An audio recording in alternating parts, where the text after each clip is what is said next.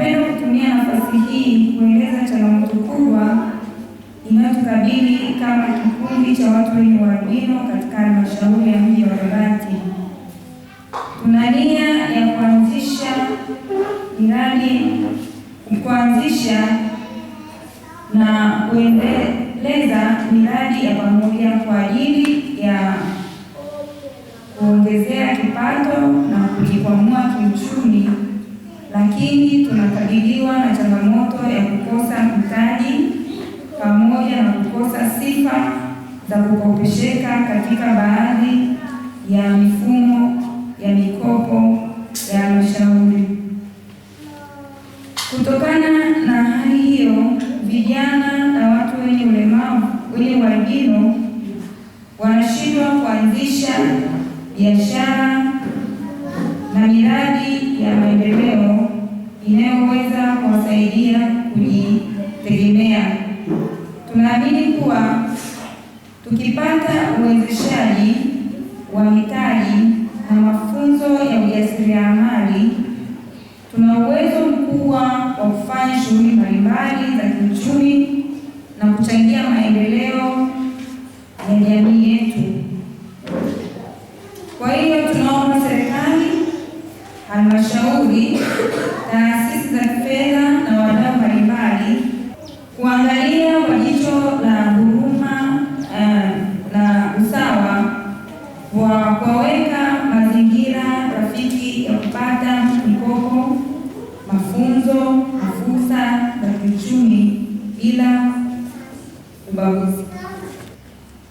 Ndugu mgeni rasmi, watu wenye ualbino si watu wa kuhurumiwa, bali ni watu wenye uwezo, vipaji na ndoto katika kama wananchi wengine walioko nchini.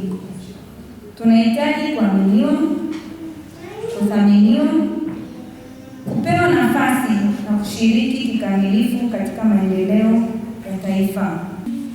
Kauli mbiu ya mwaka huu inasema wezesha watu wenye ualbino kwa maendeleo endelevu na jumuishi.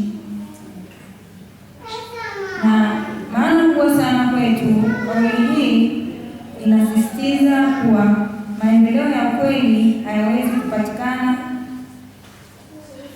kupatikana katika kundi fulani la wananchi linaloachwa nyuma. Maendeleo yanapaswa kuwafikia watu wote bila ubaguzi wa aina yoyote. Kuwezeshwa kwa watu wenye ualbino kunamaanisha kupewa haki sawa, elimu, afya, ajira, uongozi, biashara na ushiriki katika maamuzi ya jamii.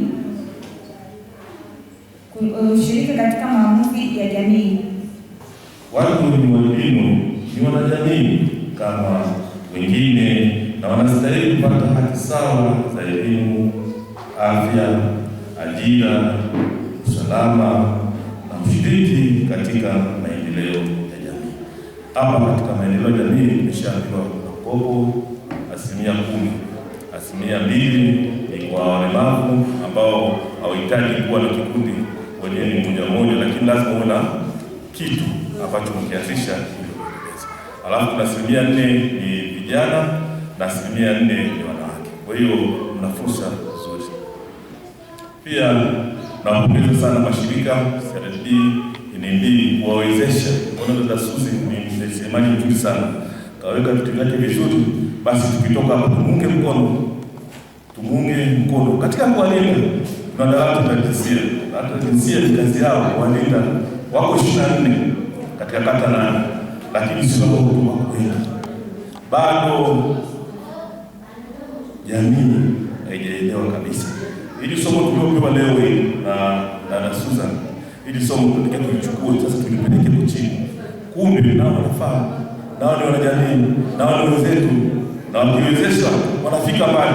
Tunapaswa kujenga jamii tofauti zetu na kuishi kwa misingi ya usawa, utu, heshima. Nitoe wito kwa wazazi, viongozi walimu na jamii kwa ujumla, kuendelea kutoa elimu sahihi kuhusu albino na kuhakikisha watu wenye albino wanapata fursa sawa za kujiletea maendeleo. Naitwa Sajenti Atupele, natokea dawati wilaya ya Babati. Sisi kama dawati, la kwanza tunapinga ukatili wa aina yoyote, uwe wa kimaumbile, wa rangi na kijinsia. Kwa hiyo hapa tulipo sasa hivi kuna namba za dawati ambazo kwamba namba hizo ni bure kwa mtu yoyote ambaye anapitia ukatili wa aina yoyote, kwa sababu leo tunasema kwamba hapa tuko albino. Kwa hiyo tunatoa namba, maana mfano watoto mashuleni wanapitia ukatili wa aina mbalimbali, si ndio? Kwa hiyo namba zetu ni 116. Namba hizi ni bure. Kwa hiyo unapopata vitisho au kitu chochote kuhusiana na ukatili, unaweza ukatupigia sisi. Ukitupigia muda huo tutakupa ushirikiano ili tutokomeze ukatili.